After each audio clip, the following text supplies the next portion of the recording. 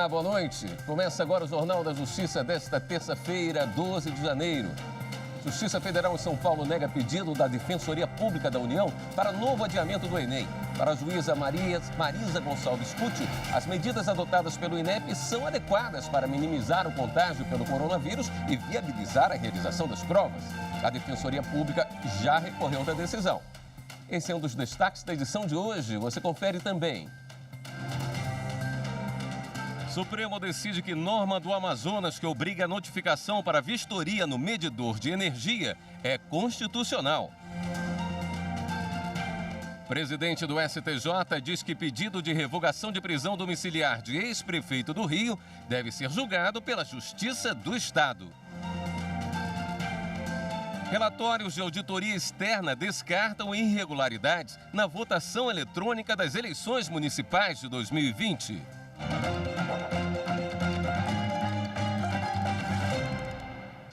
O ministro Luiz Fux, presidente do Supremo Tribunal Federal, impediu a execução de garantias de contrato de empréstimo de 4,5 bilhões de reais feito pelo Estado do Rio de Janeiro. A Procuradoria-Geral do Rio de Janeiro pediu ao STF que proibisse a União de colocar o Estado na lista de maus pagadores. O pagamento do empréstimo junto ao banco BNP Paribas estava vencido desde dezembro. A execução das sanções do contrato iam começar a partir do dia 15 de janeiro. Com a decisão liminar do ministro Luiz Fux, a Secretaria do Tesouro Nacional fica impedida ainda de pedir o bloqueio nas contas do Estado. No mês passado, o presidente do Supremo já havia decidido manter o Rio de Janeiro no regime de recuperação fiscal para evitar que haja um colapso nas contas públicas. O ministro Gilmar Mendes, do Supremo Tribunal Federal, acolheu o pedido da defesa do banqueiro André Esteves para trancar os inquéritos policiais da 64ª fase da Operação Lava Jato, deflagrada em agosto de 2019 pela Justiça Federal de Curitiba. A decisão é de dezembro e foi publicada no último dia 7.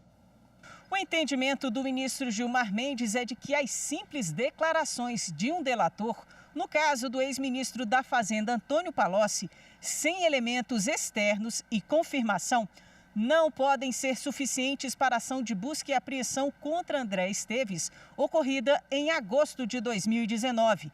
Assim, o ministro do STF concluiu que havia elementos suficientes para justificar a confirmação da liminar concedida em agosto do ano passado ao banqueiro.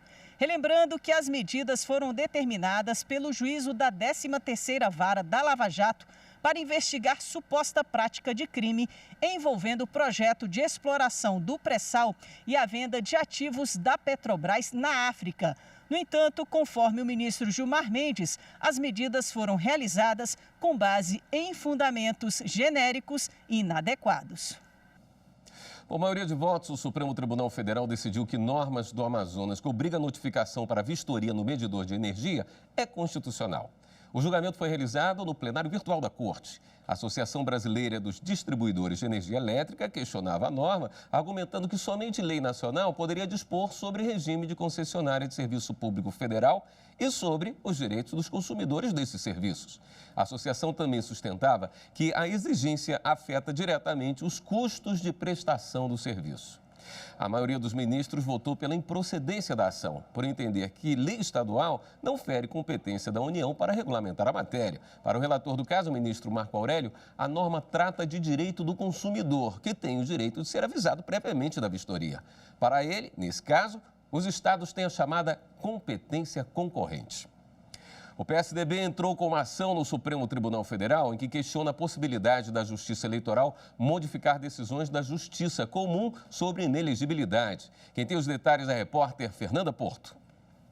O pedido é para que a Suprema Corte afaste a mudança de entendimento do Tribunal Superior Eleitoral sobre a lei de inelegibilidade, pelo menos em relação às eleições de 2020.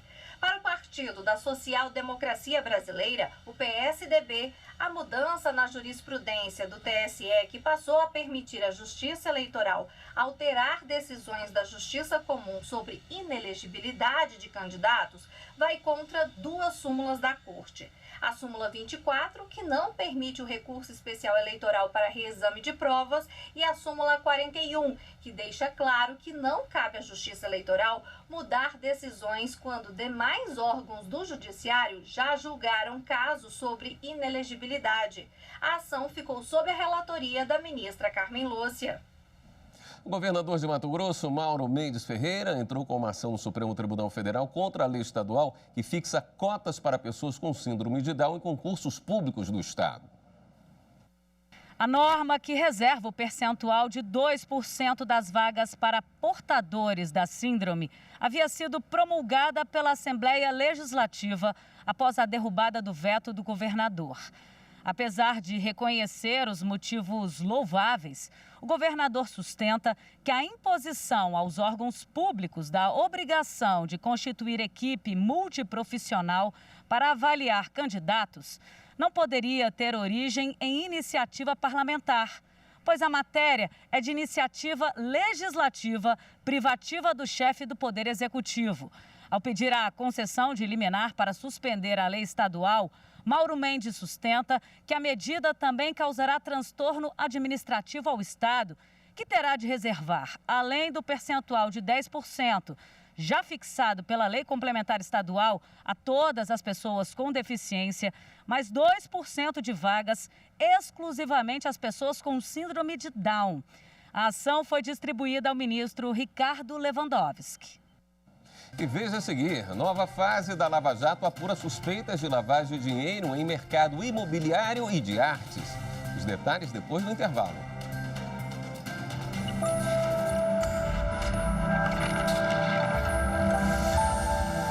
A Constituição Federal é uma das maiores conquistas que nós atingimos como sociedade. É ela quem dita os deveres e resguarda os direitos de todos nós cidadãos, garantindo o equilíbrio necessário para um bem-estar coletivo e social. Além disso, a Constituição de 88 é uma das mais completas e avançadas do mundo, motivo de orgulho para todos nós brasileiros.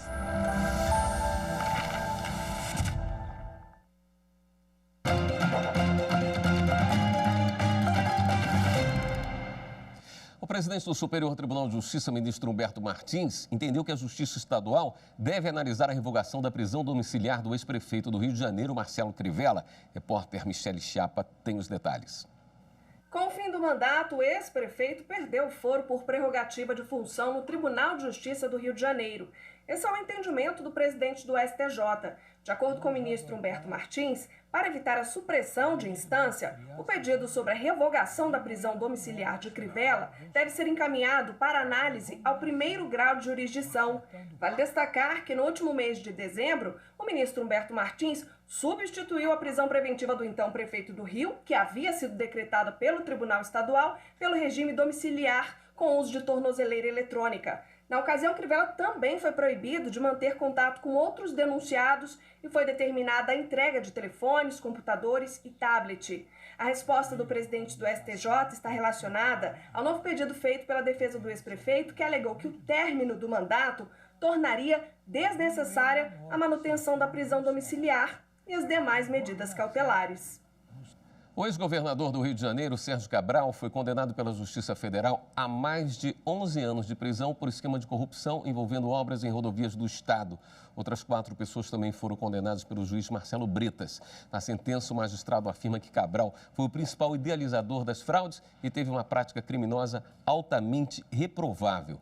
O juiz lembrou que, ao assumir o governo, Cabral definiu que cobraria 5% de propina em todos os contratos do Estado.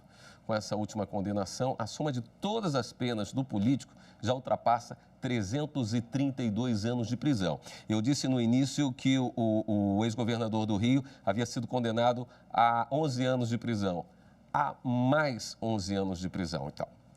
E a Operação Lava Jato no Paraná chegou a 79 fases. A 13ª Vara da Justiça Federal autorizou o cumprimento de 11 mandados de busca e apreensão em 5 cidades do país. A ação de hoje investiga fraudes em licitação, corrupção, organização criminosa e lavagem de dinheiro na Petrobras e Transpetro.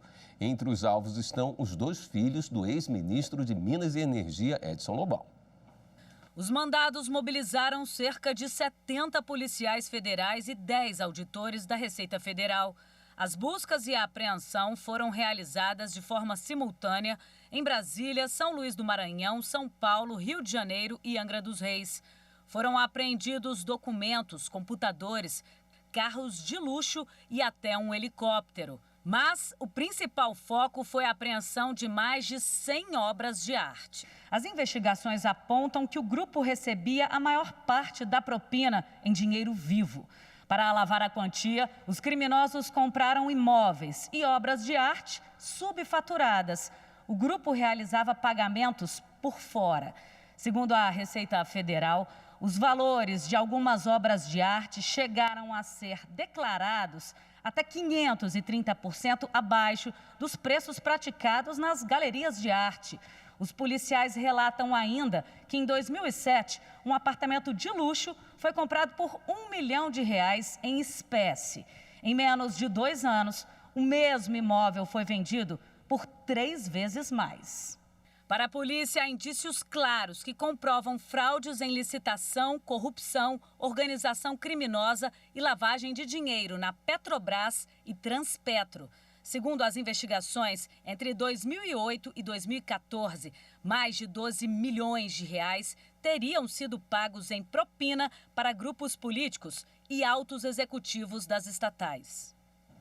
E no Piauí, a Justiça Federal autorizou uma operação para apurar a suspeita de desvios de recursos para o combate ao novo coronavírus.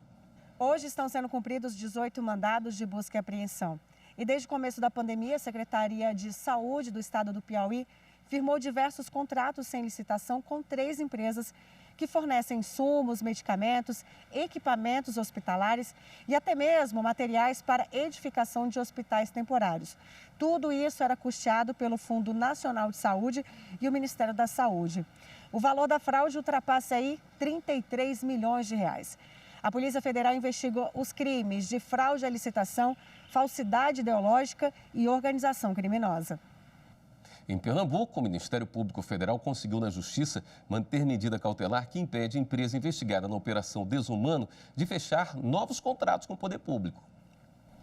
A operação, que foi deflagrada em setembro do ano passado, apura o desvio de recursos públicos federais repassados para o enfrentamento da pandemia da Covid-19 nos contratos de organização social de saúde com as prefeituras de Jaboatão dos Guararapes e do Recife. Atendendo o requerimento do MPF, a Justiça indeferiu as contratações envolvendo processos licitatórios concluídos e pendentes de concretização formal, flexibilizando apenas a continuidade dos serviços de suporte e manutenção de sistemas que já estão sendo prestados quando for do interesse do poder público.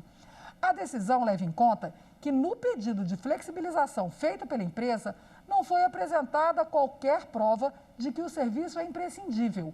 A proibição de contratação válida para qualquer empresa do grupo investigado foi decorrente de medida cautelar expedida em substituição à prisão temporária do empresário ligado ao núcleo, no âmbito da Operação Desumano. À época, a Justiça também fixou fiança no valor de R$1 milhão e proibiu o empresário de se ausentar do país. E no próximo bloco, liminar suspende contrato para a realização do GP de Fórmula 1 em São Paulo. Em instantes.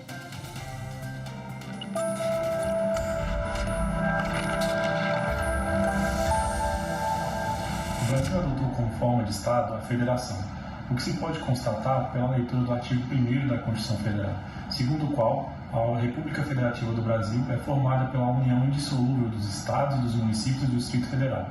A inexistência do direito de secessão revela a vontade da Constituição de que os entes federativos convivam de forma harmoniosa e cooperativa para o fortalecimento do Estado democrático e o desenvolvimento socioeconômico do país.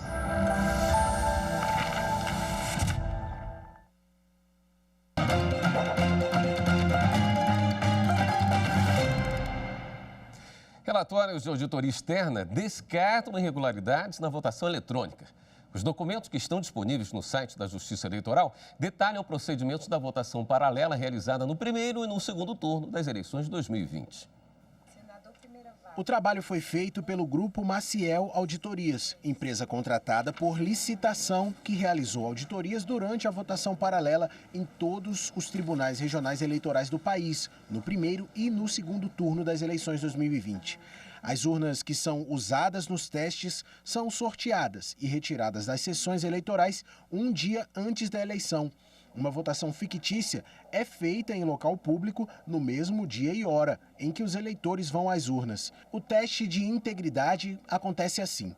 Os votos são registrados na urna eletrônica e em cédulas de papel.